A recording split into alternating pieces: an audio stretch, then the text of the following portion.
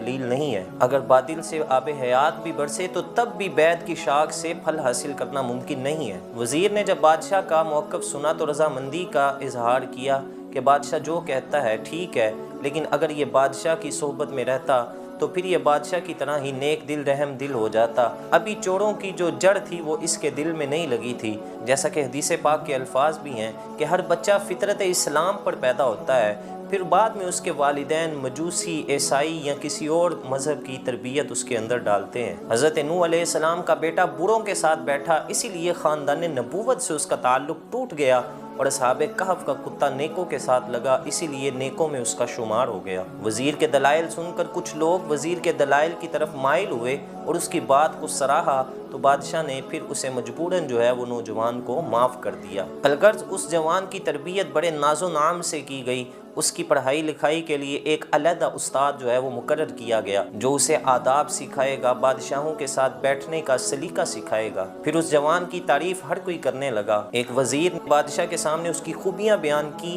کہ اچھے استاد کی تربیت سے اس نے سارے برے کام چھوڑ دیے ہیں، اب وہ نیک ہو گیا ہے۔ بھیڑیے کا بچہ بھیڑیا ہی ہوتا ہے، اگرچہ اس کی تربیت کوئی انسان کرے، موقع ملنے پر وہ ضرور اپنا وار کرتا ہے اور اپنی پرانی خصلت کی طرف لوٹ آتا ہے۔ وہ جوان 2 سال کی محنت اور تربیت کے باوجود بھی علاقہ کے جو بدماش لوگ تھے ان کے ساتھ بیٹھنے لگا اور ان کے ساتھ دوستی لگا لی۔ ایک دن انہوں نے وزیر اور اس کے 2 بیٹوں کو قتل کرنے کا منصوبہ بنایا اور وزیر اس کے بیٹوں کو قتل کر کے ان کا مال لے کر بھاگ گئے۔ اس نوجوان نے اپنے ساتھیوں کی رہنمائی اس غار کی طرف کی جہاں وہ پہلے رہا کرتے تھے، جہاں پہلے پناہ لیے ہوئے تھے، تو لہٰذا وہ لوگ اس نوجوان کے ساتھ اس پہاڑی میں، اس غار میں جا کر رہنے لگے اور لوٹ مار کا سلسلہ شروع کر دیا۔ اس نے بادشاہ کے ساتھ بغاوت کر دی۔ بادشاہ کو جب اس جوان کی اس حرکت کا پتہ چلا تو افسوس کے ساتھ اپنی انگلیاں دانتوں میں چبانے لگا اور یہ شعر پڑھنے لگا جس کا ترجمہ یہ ہے: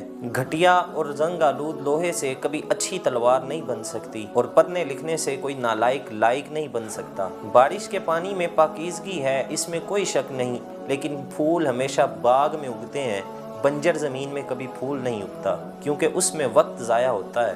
بروں کے ساتھ نیکی اس طرح ہے جیسے نیکوں کے ساتھ برائی کرنا ہے۔ حضرت شیخ سعدی شیرازی رحمۃ اللہ علیہ آپ اس حکایت کو بیان کر کے فرماتے ہیں کہ برے لوگوں کی فطرت کبھی اچھی نہیں ہو سکتی، چاہے جتنی مرضی ان کی تربیت کر دی جائے، کیونکہ ان کی فطرت میں برائی ہے، اور نیک لوگوں کو کبھی برائی کی صحبت اثر نہیں کرتی، کیونکہ ان کی فطرت کے اندر اچھائی بڑھی ہوئی ہے۔ اللہ رب العزت جو کہا سنا اس پر عمل کرنے کی توفیق عطا فرمائے۔ السلام علیکم ورحمۃ اللہ وبرکاتہ۔